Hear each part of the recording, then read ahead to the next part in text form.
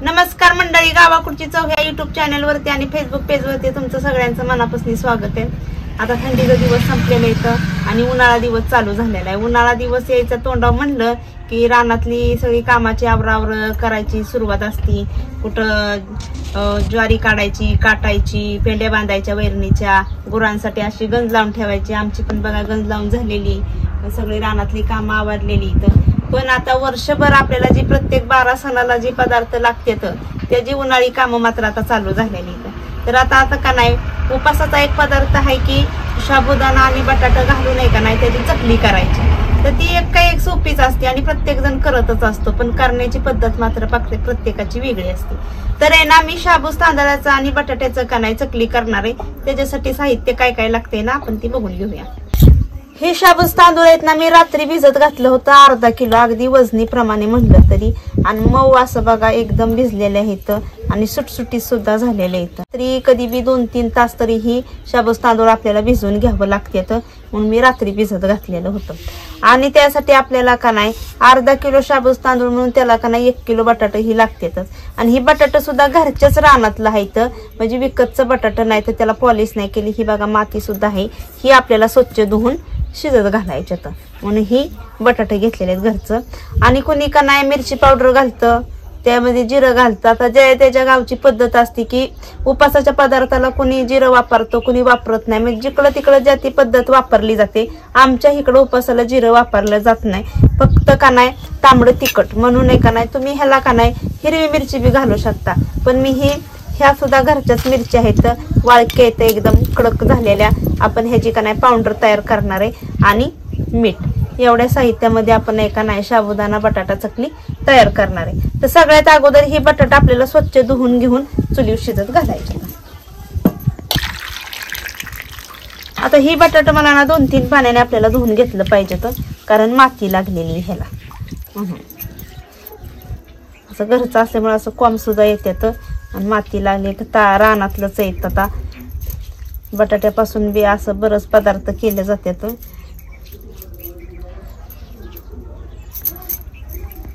आता एका पाण्याने बटाटा आपलं चांगलं असं बघा मस्त असं धुतलेली, पूर्ण माती काढलेली। आता दुसऱ्या पाण्याने धुवून डायरेक्ट आपण पातेल्यात ठेवायचं।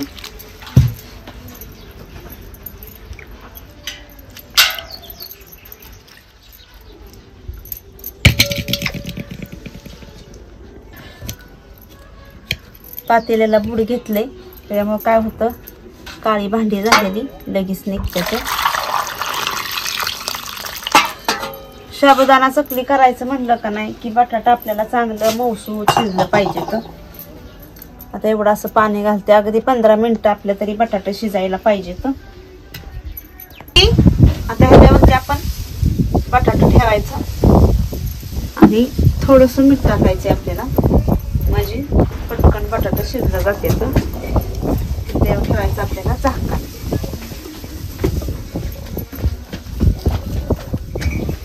आता बटाटा शिजतोपर्यंत आहे ना, बटाटा शिजस्तवर ह्या वाळक्या मिरच्याचे आपल्याला का नाही तांबडे तिखट करायचे।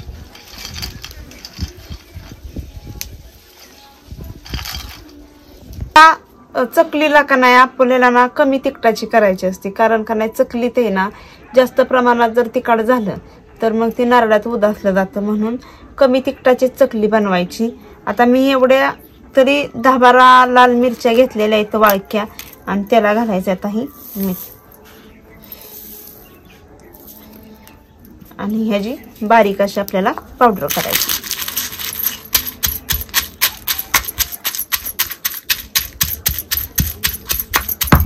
आता चांगली ही बघा मिरची पावडर झालेली आहे। आता एक अर्धी जर वली मिरची राहिली तर थोडीफार मोठवाड राहते। आता ही तांबडं तिखट आपलं करून झालेलं आहे।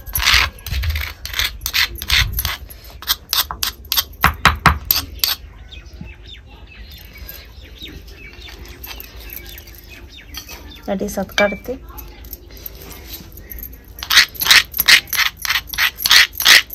पावडर तयार करून झालेली ही आता आपण बजलेला ठेवूया। आणि ही जे आपलं शाबूस तांदूळ आहेत का नाही तुम्ही असं अक्क जरी घातलं तर ना तरी आपल्याला बटाट्याचं आणि ही तांबड्या तिखटाचं आणि शाबूस तांदळाचं का नाही मिश्रण म्हणजे आपल्याला पीठ तयार करायला ना ह्याला लय चुरावं लागतं. म्हणून आपण आहे ना थोडं थोडं करू नये का नाही ह्याच्यामध्ये बारीक असं कुटून घ्यायचं. हे थोडं थोडं घालायचं आपल्याला, म्हणजे काय होतं मळायला आपल्याला सोपं जातं. आता ही पहिल्यांदा मी मिरची पावडरचा खलबत्ता असल्यामुळं ही थोडस लालसर उठते. आपल्याला असं करून घ्यायचं. चिकट असतं, ही चिकट असल्यामुळं का नाही ही जास्त वेळ आपल्याला लागणार आहे. असंच कुटत कुटत नाही सगळं शाबूस तांदूळ मी कुटून घेते.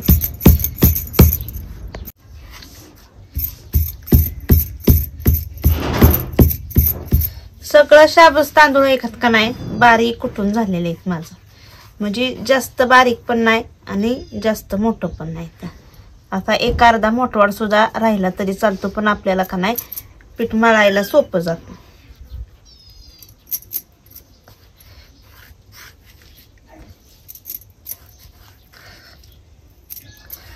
आता सगळं पीठ कुटून झालंय माझं.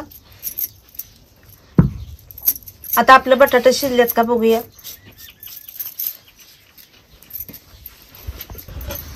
बटाटा पण आपलं चांगलं शिजलेलं इथं एकदम बघा मऊसूद असं शिजलेलं इथं.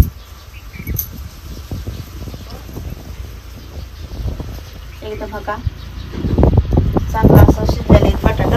आता हे बटाटा आपण खाली घ्यायचे तर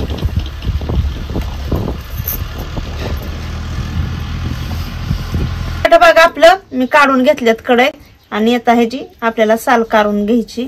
सगळं मऊ असं बटाटा शिजलेलं आहे. तर सगळ्या बटाट्यांची साल घेते काढून.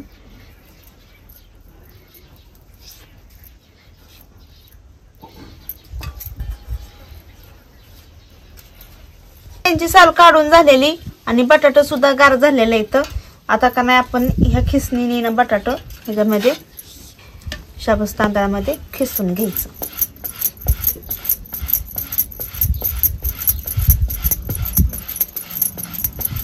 सगळे बटाटे खिसायचे आपल्याला. आता खिसून झालेले इथं बघा. आता ह्याच्यामध्ये आपण ही तांबडं तिखट केलेलं आहे का नाही हे घालायचं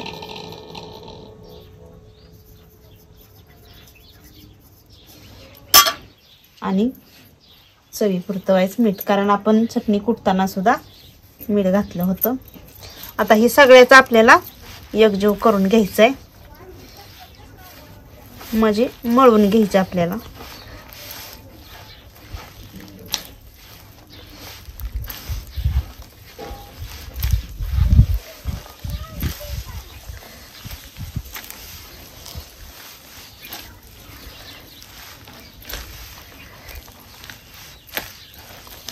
आता हे मिश्रण तयार करून झालेलं आहे आपलं बघा शाबूस तांदूळ आणि बटाट्याच्या चकलीच्या पिठाचं. आता थोडंसं त्याला तेलाचा हात द्यायचा आहे आपल्याला.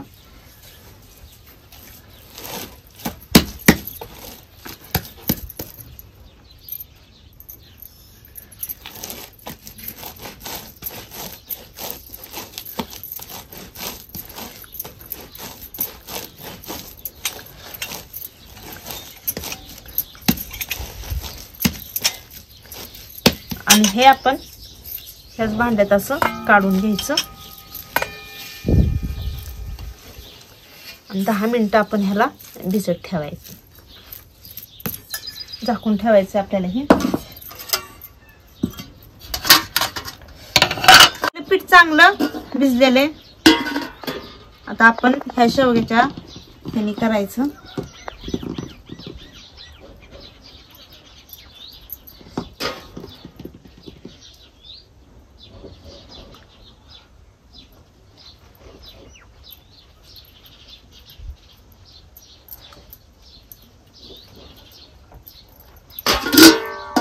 आता ही सुती कापड हाताळलेलं आहे मी.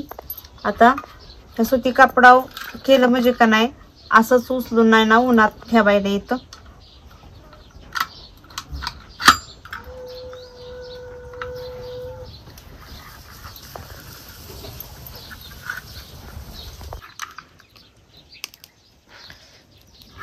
आता तुम्हाला लहान मोठी कशी चकली पाहिजे ना त्यानुसार तुम्ही करू शकता। आता ही एवढी चकली केली का नाही की ही बरोबर तळू नये ना अगदी मोठी फुलली जाते, म्हणून ह्या पद्धतीने आपल्याला चकल्या घ्यायच्या तर करून।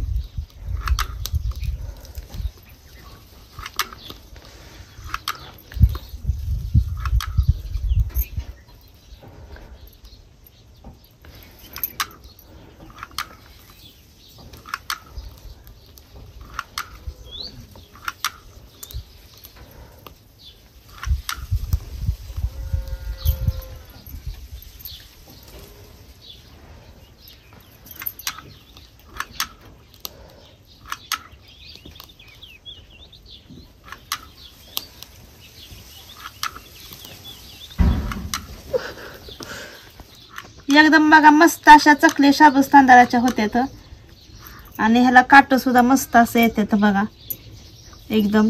ह्याच पद्धतीने का नाही मी सगळ्या शाबूस तांदूळ आणि बटाट्याच्या चकल्या करून घेणार आहे। सगळ्या चकल्या करून झालेल्या आहेत, छान अशा आपल्या ह्या चकल्या झालेल्या आहेत।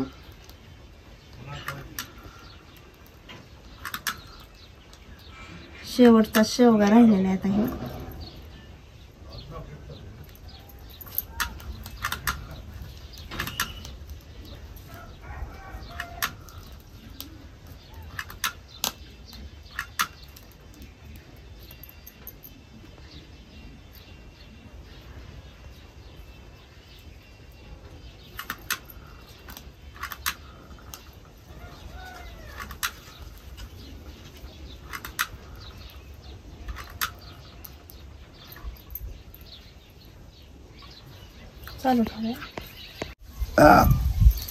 चला मग आपल्या सगळ्या का नाही शाबूस तांदळाच्या आणि बटाट्याच्या चकल्या करून झालेल्या आहेत एकदम छान। आणि बघा एकदम अजिबात सुद्धा ना तुटत नाहीत काय नाही अजून। ह्या ना उन्हाला आता वाळत टाकायच्या तर आपल्या सगळ्या करून झालेल्या आहेत।